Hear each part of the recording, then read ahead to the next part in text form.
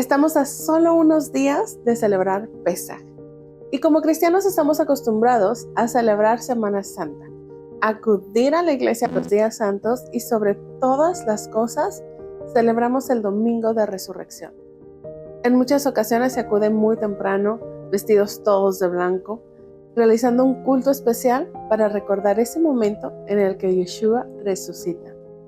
En algunas iglesias acostumbran a hacer la Santa Cena una vez al año, y este es el día que eligen para hacerla. Y aunque esto se ha vuelto una costumbre que nos ayuda a recordar el sacrificio que Yeshua hizo por nosotros, Dios nos pide cosas muy específicas para celebrar Pesaj, la fiesta que recuerda la salida de Egipto, la liberación de la esclavitud física y miles de años después, la liberación del pecado. La pregunta es, ¿sabes cómo celebrar esta fiesta de acuerdo a lo que Dios nos pide? Bendiciones, hermanos.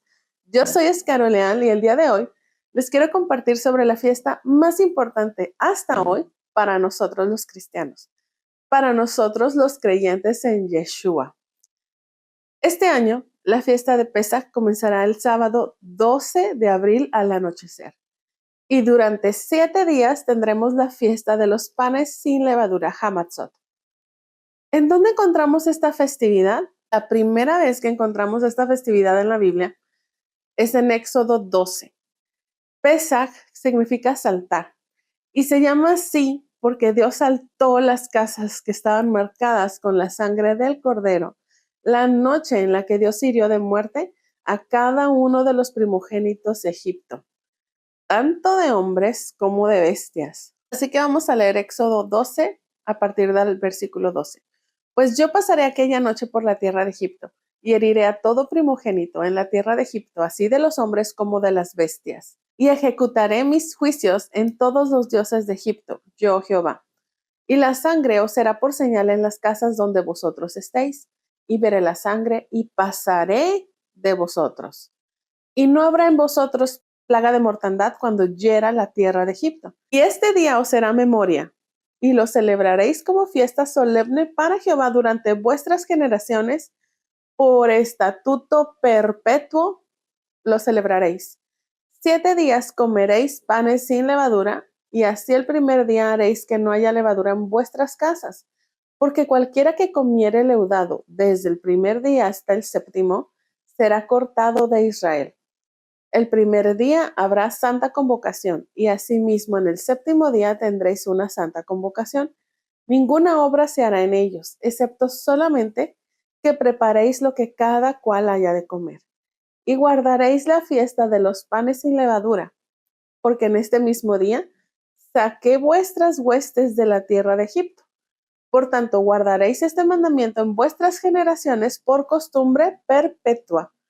En el mes primero comeréis los panes sin levadura, desde el día 14 del mes por la tarde hasta el 21 del mes por la tarde.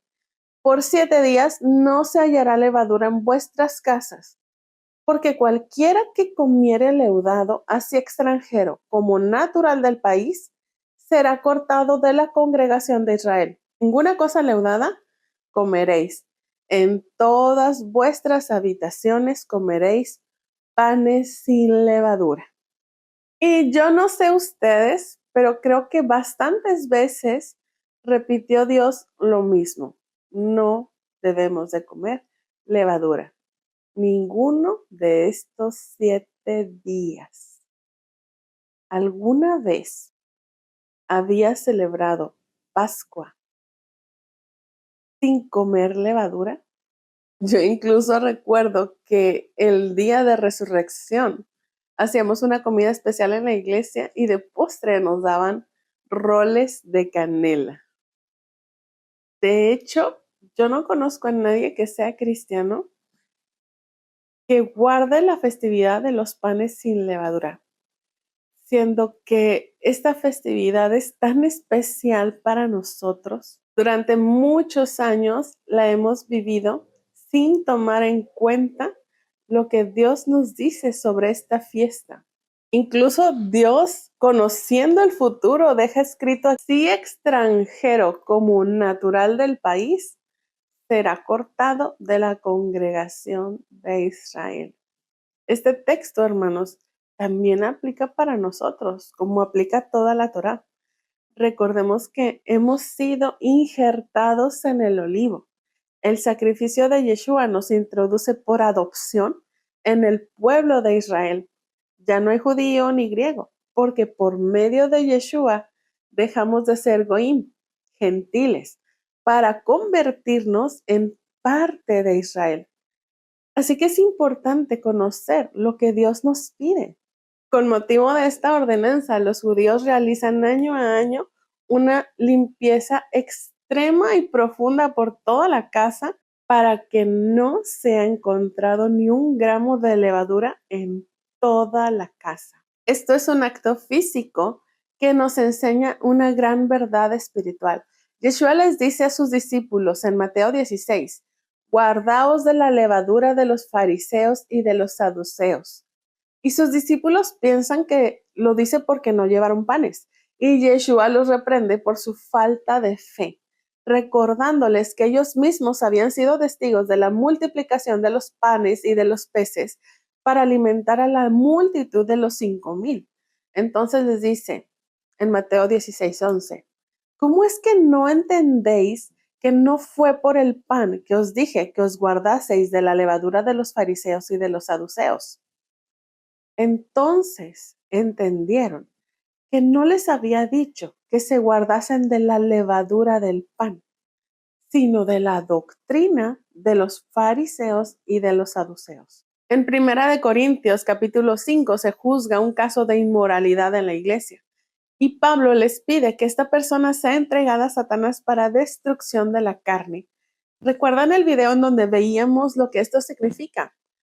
Pablo los reprende porque como iglesia no han hecho nada con este hermano y les dice, no es buena vuestra jactancia. ¿No sabéis que un poco de levadura leuda toda la masa? Y por último, en Gálatas 5:9 leemos que dice, un poco de levadura leuda toda la masa. Este pasaje de Gálatas 5, leído de forma superficial, hace parecer que Pablo en efecto está en contra de la ley. Pero recuerden que Dios nunca se contradice. Cuando veamos algo así, lo que tenemos que hacer es poner mucha atención y leer con mucho detenimiento. ¿Qué es lo que dice Pablo en este pasaje? Estad pues firmes en la libertad con que Cristo nos hizo libres y no estéis otra vez sujetos al yugo de esclavitud. He aquí yo, Pablo, os digo que si os circuncidáis, de nada os aprovechará Cristo. Y otra vez testifico a todo hombre que se circuncida, que está obligado a guardar toda la ley.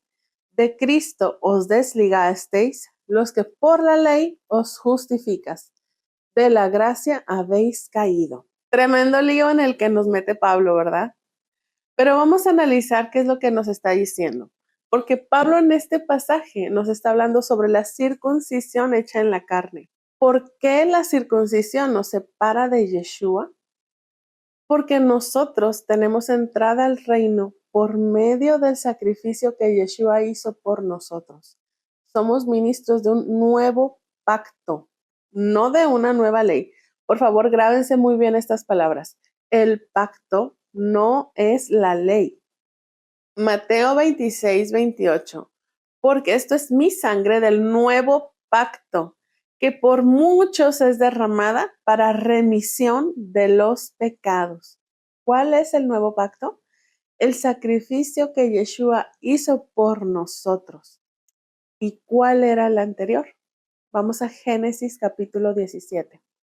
Cuando Abraham tenía 99 años, Dios se le apareció y le dijo, yo soy el Dios Todopoderoso. Obedéceme siempre y pórtate con honradez. Voy a hacer un pacto contigo. Voy a hacer que tengas muchos, muchos descendientes. Al oír esto, Abraham se inclinó en señal de respeto. Entonces Dios le dijo, en este pacto que hago contigo, te prometo lo siguiente, de ti nacerán muchas naciones. Por eso ya no vas a llamarte Abram, sino Abraham, porque serás el padre de muchas naciones, y muchos de tus descendientes serán reyes. Este pacto que hago contigo, lo hago también con tus descendientes, y no tendrá fin. Yo soy tu Dios y también seré el Dios de tus descendientes. La tierra de Canaán, donde ahora vives como extranjero, te la daré a ti para siempre y también a tus descendientes. Por tu parte, tú y tus descendientes tendrán que cumplir con el siguiente compromiso. Todos los varones deberán ser circuncidados. La circuncisión será la señal de que ustedes y yo hemos hecho un pacto. De ahora en adelante, todos los niños que nazcan entre ustedes tendrán que ser circuncidados a los 8 días de nacidos. Este compromiso vale para los que nazcan en la casa de ustedes, para los esclavos que ustedes compren por dinero y para los extranjeros, aunque no sean descendientes directos de ustedes. La señal del pacto que hago con ustedes la llevarán en su cuerpo, porque es un pacto que durará para siempre. El varón que no sea circuncidado estará faltando a este compromiso y no podrá vivir entre ustedes. Y ahí lo tiene. A esto es a lo que Dios se refiere con pacto. El pacto es la promesa que Dios le hace a Abraham, pero le pide que todos sus descendientes deben de ser circuncidados para poder pertenecer a este pacto, para poder acceder a la familia de Abraham y ser considerados sus descendientes. La circuncisión en la carne era forzosa a los 8 días de nacidos. Pero si Dios no cambia ni se contradice, ¿por qué nos da un nuevo pacto a través de Yeshua? Y circuncidará Jehová tu Dios tu corazón y el corazón de tu descendencia, para que ames a Jehová tu Dios con todo tu corazón y con toda tu alma, a fin de que vivas. La circuncisión en el corazón ya había sido planeada por Dios desde un principio. La circuncisión en la carne fue un ayo que nos llevó hacia la circuncisión del corazón. Jeremías 4:4. Circuncidaos para el Señor y quitad los prepucios de vuestros corazones, hombres de Judá y habitantes de Jerusalén. No sea que mi furor salga como fuego y arda, y no haya quien lo apague, a causa de la maldad de vuestras obras. Jeremías 32:39. Y les daré un solo corazón y un solo camino, para que me teman siempre, para bien de ellos y de sus hijos después de ellos. Ezequiel 11:19 y 20. Yo les daré un solo corazón y pondré un espíritu nuevo dentro de ellos, y quitaré de su carne el corazón de piedra y les daré un corazón de carne. Romanos 2:28. Porque no es judío el que lo es exteriormente, ni la circuncisión es la externa. Colosenses 2:11. En él también fuisteis circuncidados con una circuncisión no hecha por manos, al quitar el cuerpo de la carne mediante la circuncisión de Cristo. Pablo en esta carta le habla a los Gálatas como nuevos creyentes, quienes no eran judíos. Y es importante aclarar este punto porque la gran mayoría de los primeros creyentes sí eran judíos. Y esos judíos que ahora creían en el Mesías no se convertían en cristianos porque este término no existía. Los judíos creyentes en el Mesías eran como hoy, judíos mesiánicos. No cambiaban nada sus costumbres, ni su alimentación, ni las festividades. La única diferencia es que ellos antes esperaban la llegada del Mesías y ahora sabían que ya había llegado. Cuando Pablo hablaba a los creyentes, se encontraban en sinagogas judías. En una sinagoga judía o quejilá eran bienvenidos, además de los judíos, los gentiles que eran creyentes en el Dios de Israel, a los cuales denominaban de dos maneras, o los llamaban como temerosos de Dios o como prosélitos. Temeroso de Dios era un gentil que creía en el Dios de Israel, se le permitía acudir a la sinagoga, guardaba la ley, pero no era circuncidado. mientras que un prosélito era un gentil convertido al judaísmo, que respetaba todas las doctrinas, incluyendo las tradiciones. Era circuncidado, sumergido en la mikve y participaba en el sacrificio de Pesaj. Este era un miembro más de la comunidad. ¿En dónde vemos esto?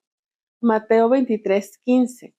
Ay de vosotros, escribas y fariseos hipócritas, porque recorréis mar y tierra para ser un prosélito, y una vez hecho, le hacéis 2 veces más hijo del infierno que vosotros. Hechos 2, hablando de Pentecostés, Shavuot, en donde los apóstoles hablaron en lenguas.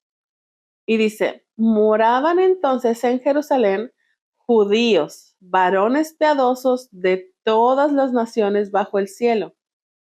Y hecho este estruendo, se juntó la multitud y estaban confusos, porque cada uno les oía hablar en su propia lengua. Más adelante leemos, partos, medos, elamitas, y los que habitamos en Mesopotamia, en Judea, en Capadocia, en el Ponto y en Asia, en Frigia y Panfilia, en Egipto y en las regiones de África, más allá de Cirene, y romanos aquí residentes, tanto judíos como prosélitos. En este pasaje vemos a los varones piadosos, que son los temerosos de Dios, y a los prosélitos. Hechos 6:5. Agradó la propuesta a toda la multitud y eligieron a Esteban, varón lleno de fe y del Espíritu Santo, a Felipe, a Prócoro, a Nicanor, a Timón, a Permanás y a Nicolás, prosélito de Antioquía. Hechos 13 del 42 al 44. Cuando salieron ellos de la sinagoga de los judíos, los gentiles les rogaron que el siguiente día de reposo les hablasen de estas cosas. Y despedida la congregación, muchos de los judíos y de los prosélitos piadosos siguieron a Pablo y a Bernabé, quienes hablándoles les persuadían a que perseverasen en la gracia de Dios. Job 1:1. Hubo en tierra de Uz un varón llamado Job, y era este hombre perfecto y recto, temeroso de Dios y apartado del mal. Job no era judío. Job no era israelita. Job era un varón temeroso. Juan 9:31. Y sabemos que Dios no oye a los pecadores, pero si alguno es temeroso de Dios y hace su voluntad, a ese oye. El temeroso de Dios guardaba la ley de Dios, hacía su voluntad y era escuchado por Dios, pero aún así no podía ser considerado dentro de la promesa de Abraham. Hechos 10:22. Ellos dijeron, Cornelio, el centurión, varón justo y temeroso de Dios, y que tiene buen testimonio en toda la nación de los judíos, ha recibido instrucciones de un santo ángel de hacerte venir a su casa para oír tus palabras. Y aquí tenemos el famoso episodio que dio origen a la creencia de que podemos comer cerdo y todo lo que queramos porque Dios limpió todos los animales. Hermanos, Dios usa los animales de alegoría para separar a cada nación. Los leones, los osos, los lobos, etc. No son animales de lo que está hablando. Y precisamente en esta visión de Pedro, él ve animales inmundos, es decir, que no son kosher, lo que representa a todas las naciones, las cuales no eran parte de la promesa de Abraham, no eran parte de Israel, la única nación kosher. Y mientras Pedro trata de entender su visión, llegan estas personas diciéndole, Cornelio, el centurión, varón justo y temeroso de Dios, o sea, un hombre que cumplía la ley de Dios, pero que no estaba circuncidado, recibió instrucciones de un ángel para ir por Pedro. Cuando Pedro llega a la casa del centurión, le dice lo siguiente, vosotros sabéis cuán abominable es para un varón judío juntarse o acercarse a un extranjero, pero a mí me ha mostrado Dios que a ningún hombre llame común o inmundo. ¿Se fijan cómo la visión en ningún momento se trata de comida? No fueron por Pedro para ir a comer carnitas o chicharrones. Fueron por Pedro para que el centurión, que era temeroso de Dios, pudiera entrar a la familia de Dios, al pueblo de Israel, por medio del nuevo pacto, la circuncisión en el corazón, por medio del sacrificio de Yeshua. Entonces, volviendo al principio, Pablo dice que de Cristo se desliga el que se circuncida, porque está haciendo las cosas como se hacían antes del sacrificio de Yeshua, cuando para poder ser parte de Israel se tenían que hacer prosélitos, circuncidarse y guardar no solo las leyes de Dios, sino las del Talmud. Estas leyes del Talmud son las que Yeshua les llama tradiciones. Marcos 7 del 8 al 9, porque dejando el mandamiento de Dios, os aferráis a la tradición de los hombres, los lavamientos de los jarros y de los vasos de beber, y hacéis otras muchas cosas semejantes. Les decía también, bien invalidáis el mandamiento de Dios para guardar vuestra tradición. Y a esto mismo se refiere Yeshua cuando habla de los prosélitos que vimos en Mateo 23:15. Ay de vosotros, escribas y fariseos hipócritas, porque recorréis mar y tierra para hacer un prosélito, y una vez hecho, le hacéis 2 veces más hijo del infierno que vosotros. En el Talmud, hermanos, hay enseñanzas, debates e interpretaciones de los rabinos acerca de la ley. El problema es que un judío considera el Talmud o la ley oral igual o superior incluso a la ley de Moisés, que en realidad no es la ley de Moisés, es la ley de Dios dada a Moisés para ser entregada a todo el pueblo. Por eso Yeshua dice que traen a un prosélito que tiene un corazón sincero para con Dios y lo hacen 2 veces más hijo del infierno que ellos. Por eso Pablo dice que el que se circuncida está obligado a guardar toda la ley. No se está refiriendo a la ley de Dios, sino a la ley oral, al Talmud, a las tradiciones de los rabinos, porque al circuncidarse se está convirtiendo al judaísmo. La ley de Dios es libertad y no esclavitud. Yeshua dice, mi yugo es fácil y ligera mi carga. Esto lo encontramos en Mateo 11:30. Entonces, cuando Yeshua le dice a sus discípulos que se guarden de la levadura de los fariseos, ¿a qué creen que se está refiriendo? La levadura es un añadido. Un pan sin levadura, la matzá, es el alimento más simple hecho para el hombre. Es el pan de la liberación, el pan de la libertad. La levadura es la que provoca que el pan se deforme, se infle. Los microorganismos de levadura comienzan su trabajo independientemente de la voluntad humana.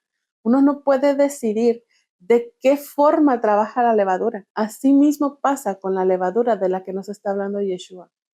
Mientras la matzá es el pan de la libertad, las leyes añadidas a la Torá deforman a la persona y le quitan su voluntad, llevándolo de vuelta a la esclavitud. Dios protege nuestra libertad por medio de su ley, pero las tradiciones de los hombres nos esclavizan. En el Talmud hay leyes sobre cómo cortarse las uñas, qué zapato ponerse primero, entre otras leyes similares. Este tipo de tradiciones son a las que Dios se refiere como levadura. Y hermanos, antes de que se sientan excluidos de esto, no crean que dentro del cristianismo no hay levadura, porque levadura es poner una tradición, costumbre o interpretación por encima de lo que Dios verdaderamente ha ordenado. Y aquí vemos a todos aquellos que dicen que si una mujer usa pantalón o se maquilla, se va al infierno. Aquí mismo me han dejado esos comentarios, cuando jamás, en ningún lugar está escrito eso. Entonces, es una blasfemia enseñar como ley algo que Dios nunca ha dicho. Y lo que verdaderamente me parece increíble es cómo quienes aseguran esto son personas que defienden la gracia y se jactan de no vivir bajo la ley. Pero increíblemente esta gracia se termina en cuanto una mujer se pone pantalones. Eso, mis hermanos, es levadura. Levadura que hay que desechar, porque no podemos celebrar Pesaj teniendo levadura en nuestra casa. Hay muchas otras costumbres que no voy a abordar aquí porque no terminaría. Pero hagan una limpieza profunda, hermanos, y busquen, analicen si lo que les están enseñando está verdaderamente en la Biblia o es levadura. Y si encuentran levadura, deséchenla.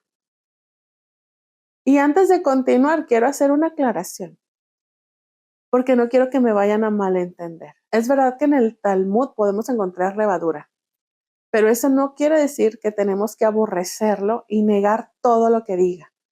Lo que necesitamos es aprender a distinguir lo bueno de lo malo. Primera de Tesalonicenses 5:21.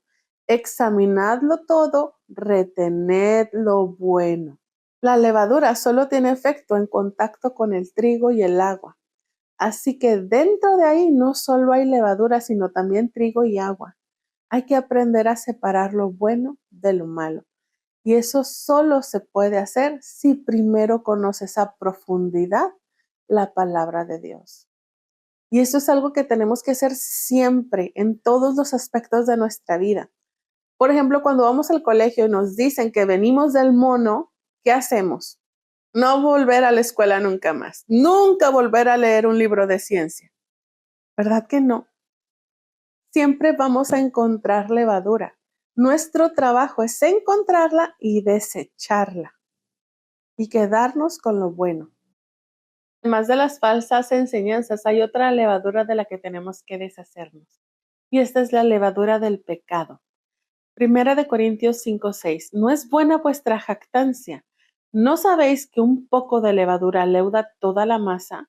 Limpiaos pues de la vieja levadura, para que seáis nueva masa, sin levadura como sois, porque nuestra Pascua, que es Cristo, ya fue sacrificada por nosotros.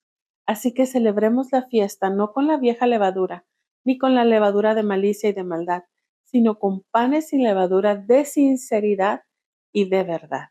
Un poco de levadura, un poco de pecado, un poco de desobediencia a Dios, leuda toda la masa. Nosotros, hermanos, somos esa masa. Dios nos compara con el trigo con el que se hace el pan. Si nosotros siendo trigo dejamos que la levadura entre nosotros, dejamos de ser un pan sencillo para ser un pan inflado, lleno de ego, lleno de jactancia, lleno de soberbia. Porque la levadura hace que pensemos que somos mejores que otros, porque los demás no hacen todo lo que yo hago, no entienden las escrituras como yo las entiendo, o me lleno de levadura porque yo soy bendecido, incluso desobedeciendo a Dios, porque no necesito guardar la ley, porque esa ley es maldición. Ahora solo necesito fe, una fe simple en donde solo creo que Jesús es el Mesías y listo. Puedo hacer lo que sea, al cabo que hay barra libre, ya todos los pecados están pagados. Tanto lo uno como lo otro son levadura. Tanto el orgullo por cumplir con tradiciones que Dios no ha enviado, como la soberbia por aparentemente no recibir el castigo al desobedecer a Dios. Una matzá, un pan sin levadura, es un pan que representa una total humildad. La humildad es reconocer a Dios en todos tus caminos, reconocer que todo lo que tienes es gracias a Dios.